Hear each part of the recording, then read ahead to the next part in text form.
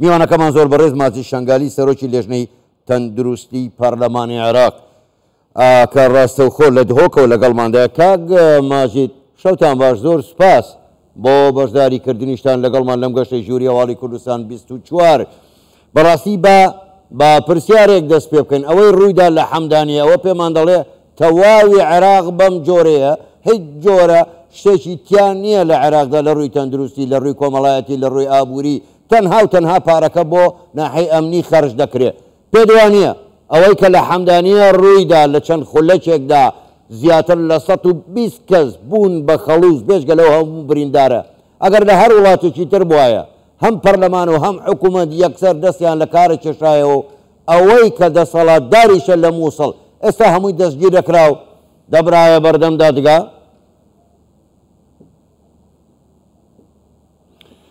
شێف باش کاک حاکم بووتە و بوهەمی تەمەشوانی قەناتی کوردستان 24 هەکەمە لە دەولەتێکی دیموقراتی درست و مەسئول احتیرامی منصبی خودەگربا بەڕاستی چاغێ 120 کەس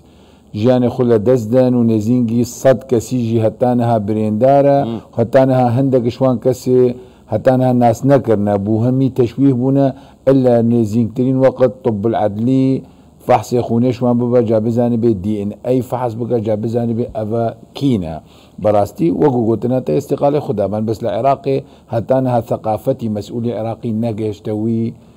دەستی بێ ئەن استیقالە بدە پشتی تشتێ ڕوویدا. بەس هەتانەهاژی بەڕاستی ئەو مەسئلەی حەمدانیە چێبوو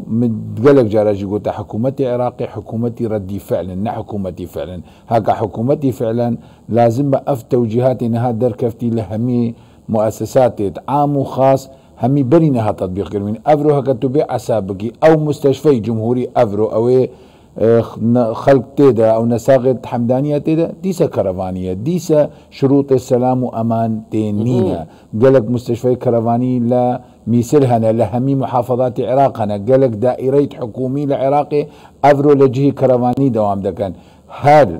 بأنه أو توجيهات وكشف دفاع مدني أو مؤسسات حكومية مؤسسات خاصة احترامي دكت نا، لأن براستي فساد وكوربشن ورشوة العراقي بوية تشتكي عادي، لأن مدير دائرة دبت فموظف عادي دبت فراستي أفرو أول حمداني تشبيت دو تشتنا يا موافقة نية شوا بموافقة شول دكت يا موافقة هي وإجازة كي أو موافقة وإجازة دايتي هكا دابيتي لازم اوي همي داينتي لا تشتكي اولا للشيوكي تجاوزا للشيوكي وكو اخفتني وان كهرباء ضغط العالي لسرة للشيوكي كم منفذي طوارئ ومخرج نية للشيوكي همي تشتكي بها تافكرين محظورة للعراقي اصلا.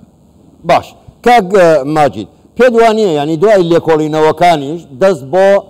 برپرسە باڵاکان نابرێ ئەوانەی کە لێ پرسراون و مەسئولن بەرامبەر و کارەساتە ڕەنگە بۆ دیزە بە دەرخۆنەکردن سێ چوار کەس لە خوارەوە بڵێن ئەمە تاوانەکان ئەمانە بوون و ئیتر کارەساتەکە لە بیر خەڵق ببرێتەوە.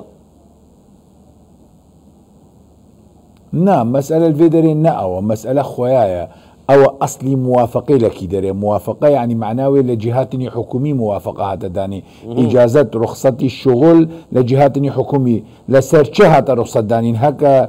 تحقيق لكولينا معمق بشيوكي قانوني وياسائي ودرستي براستي لازم أصلي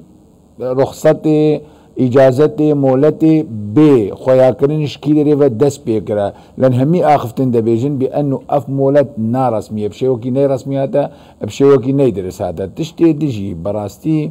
هتانها مغوجي سياسة عراقي لحمي حكومة عراقي نبوي حكومة فعل بانه تخطيط مستقل نش عليه صحيفة نش عليه بيئيفة نش عليه امن امانيفة يعني لشي ولاتي لدنياي هيا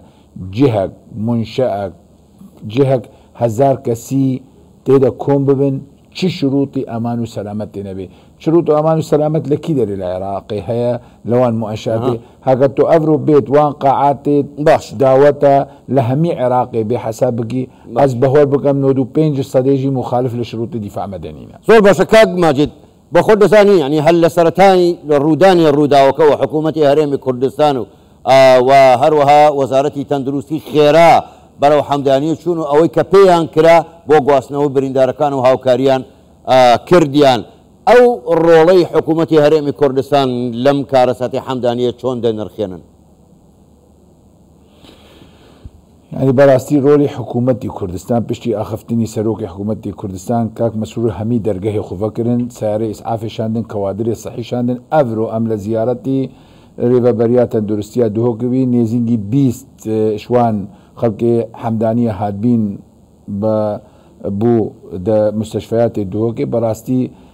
یەک کەس لە رێڤە وەگوتی ژیانی خۆ دەستدا 3 کەس لە مستشفێ هەتا نەها نێزینگی 15 کەسا لە مستشفێن یەکژێ مەدەرێ خستی باش بی ئەو کەژی هەمی بن تەقیمەکە درستیە طبی لە هەمی ئالاوە حتا ئەوێت هەندێک ژێمە برن مستشفەی خاص لە بن عنایەکە خاص بەڕاستی منەظەما خێرخوازیە بەرزانی ڕابوو بە هەمی عیلاجیوان بە هەمی نەفقاتیوان ئەڤرۆ پەرە تەرخان کردبووان هەر عایلە بریندەر هەرگی مەلیۆنێک دینار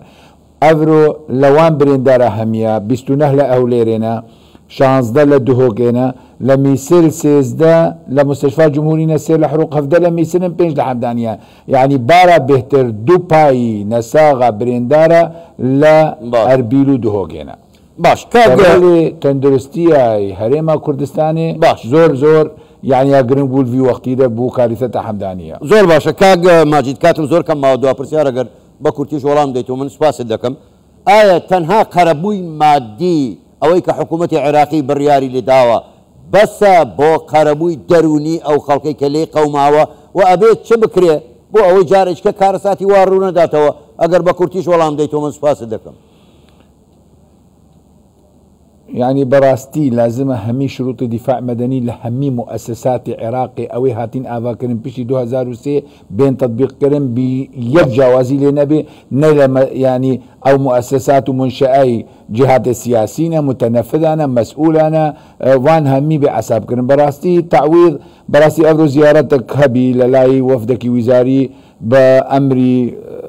محمد الشيع السوداني لدهوكو چون هولي رجي او کسی کاربه نقل ببن به درفه عراقی براستی همی حاضر کنن جوازی وان درخن درفه عراقی هند قربونی مادی جدان بس براستی اف تعویض ناکد خلق کاریثات يعني افرو لیک زیارت یک کس 4 کسش مالاوی چون اوجی بریندار بو هفتی هشتی صدی اوجی سوت ابو براستی لازم هندك اجراءات دز لازم تحقيقك شبه متسبب رئيسية في تشتيبه خويا كرن إدارة محلية حمدانية أو مولد داية يعني خويا براستي راسك كرتي قالك ضرر إهمال البالهبي بس أو مولد داية بو شغل إهمال رئيسي جدفوية باش زۆر بەڕێز ماجید شەنگالی سەرۆکی لێژنەی تەندروستی پەرلەمانی عێراق ڕاستەوخۆ لە دووهۆکەوە لەگەڵمان بووی سوپاس بۆ بەشداریکردنتان لەگەڵمان شەوتان باش